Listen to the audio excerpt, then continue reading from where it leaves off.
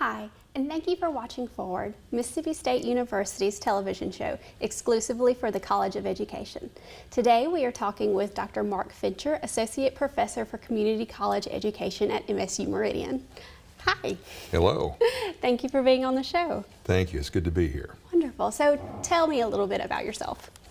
Well, I started out many years ago wanting to be a business professor. Then things changed and redirected me to working in educational leadership and college or higher education leadership.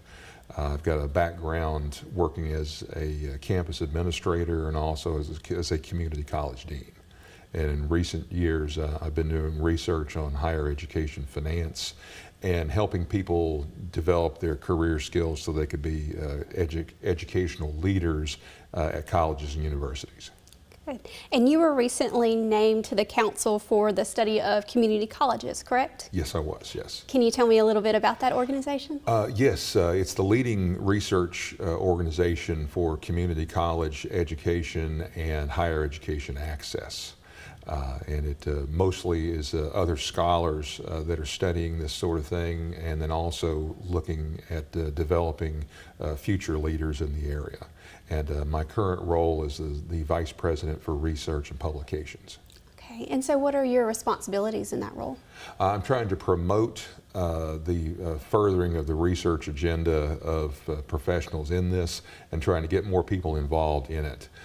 We have a challenge in that we do a lot of research and we don't have that many policymakers and leaders following what we are doing and taking the knowledge that we're able to develop. And I'm trying to promote that and further the impact of people that are actually studying this so that hopefully we can produce better colleges and universities. Good. And so why are organizations like the Council important for higher ed?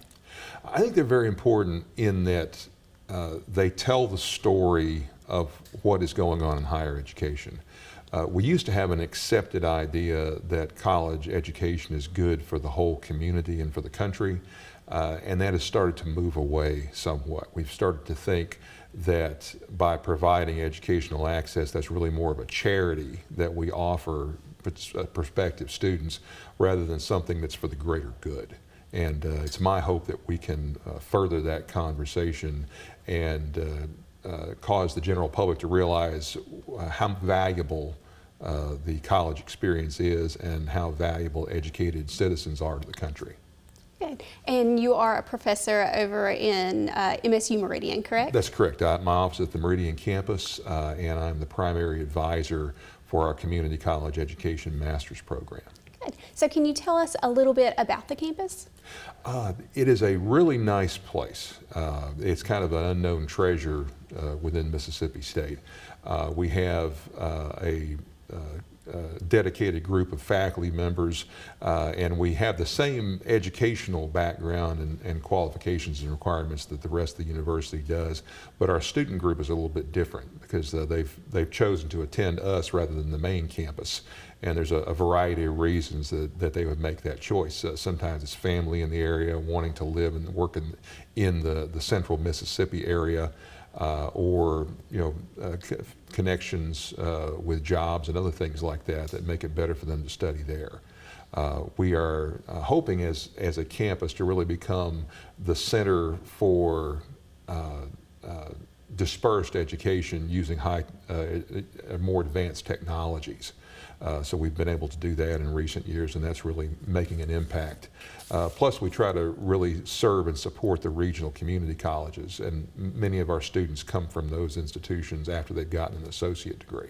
Okay, and what sort of makes MSU Meridian unique? I think that we are taking the educational experience out to the people as opposed to bringing the people to the experience. Here in Starkville, we bring someone from anywhere in Mississippi or surrounding states to this location for the education. In Meridian, we're taking it out to where the people are living and working. Okay, and Meridian uses something called blended learning, correct? Yes. Can you tell us a little bit about that? Well, this is a great approach, I think, that we have come into recently. We now have a variety of classrooms that are set up so that we can teach a class face-to-face with students and broadcast it live in real time, and they can interact with the class that is there in Meridian. And then we also archive the classes that are taken so that they can be gone back to and reviewed by the students. And this is particularly helpful if we have students that live far away from Meridian, so that they might have an hour and a half or 2 hour one-way drive to get to campus. This allows them to reduce their number of trips to campus and make it a much more viable experience for them. And then also the fact that we archive the courses is very helpful for our working population, because quite a few of our students have jobs, and at times they may be called away from the campus during class time, and they can go back and review that material and still be involved in it. So it's not like a standard asynchronous online course, but they can be fully interactive even if they can't be at our location in Meridian at the right time. Okay, and Meridian also offers online classes as well in the Division of Education. Yes, this is a new thing. We've started offering some courses in a purely online format, but that is a limited part of what we're doing in Meridian. We really want to be a real-time campus, even if time and space issues does not allow the student to be there. Okay, and what are some benefits for attending MSU Meridian instead of maybe the larger Starkville campus? Yes. Well, one of the first things I noticed is our parking's a lot better. Our access to the interstate is much easier, so people can come from a far distance and get there and get in more efficiently. We've got excellent technology, a lot of good space, meeting areas and things like that relative to our size. So that's really nice. And our dedicated faculty that are focused on Meridian students are quite available. You have more faculty access relative to what you're doing than you might here in Meridian. Now, or in Starkville.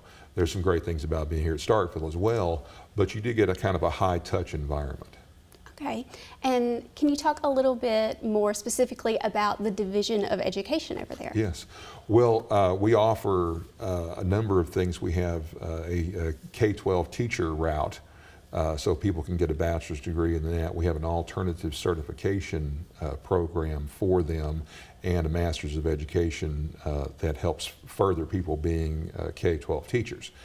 We also have community college education, which is a higher education program designed to teach people to work in the community college and university setting.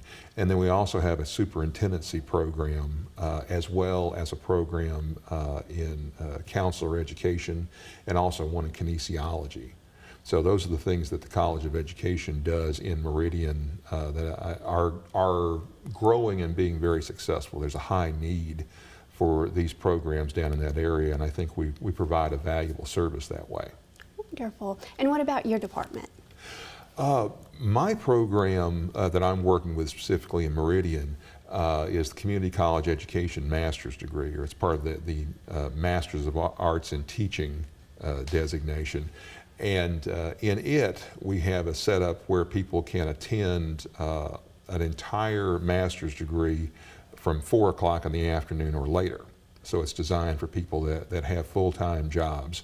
Quite a few of them work at area community colleges, and we're getting a growing number of people that work in high schools.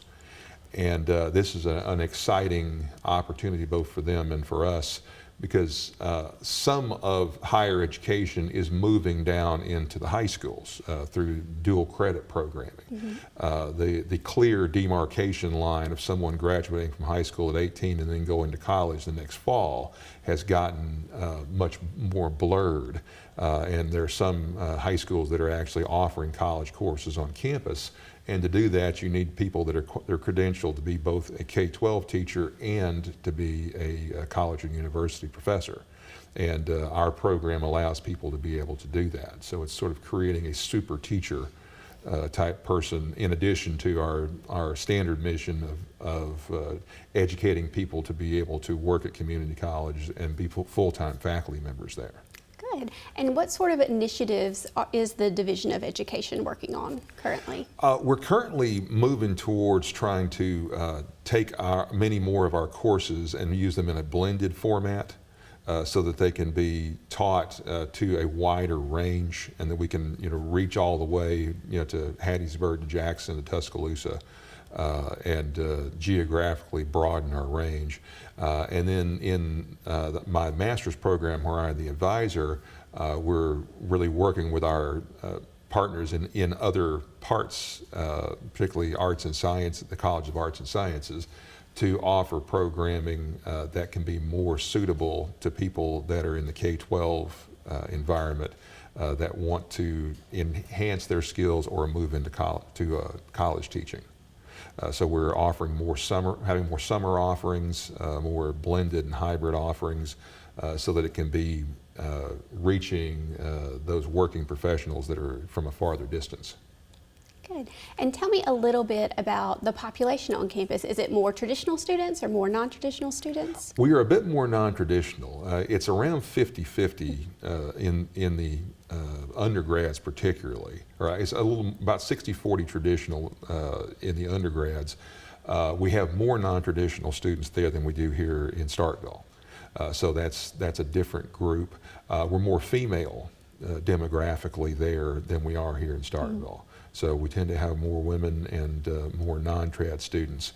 Our graduate students there are almost exclusively working professionals, whereas here we'd have a lot more graduate students that may be graduate assistants here on campus or full-time graduate students. We don't have many of those there in Meridian. Most of them have 40-hour-a-week jobs, and they're already in the career that they're wanting to further by getting a master's degree. So that's a bit of a difference as far as our group of students. Okay, and so what sort of careers does the Division of Education prepare these students for outside of, just being in the classroom? Yes. Well, it allows our students to do a variety of things. We prepare people to be educational counselors, educational administrators on the K-12 level, and then also in the program I work with, we prepare for students to be able to work at colleges and universities in a variety of capacities in addition to being a faculty member. A number of the ones we have current students doing, they're working in student affairs, advising, counseling, recruitment, and also financial aid and other finance type areas. And we've recently had a number of students that were working in the K-12 systems that wanted to continue doing that, but wanted to either teach dual credit courses or take on roles that advise people towards moving into college. And if someone was interested in attending MSU Meridian, how would they get that information?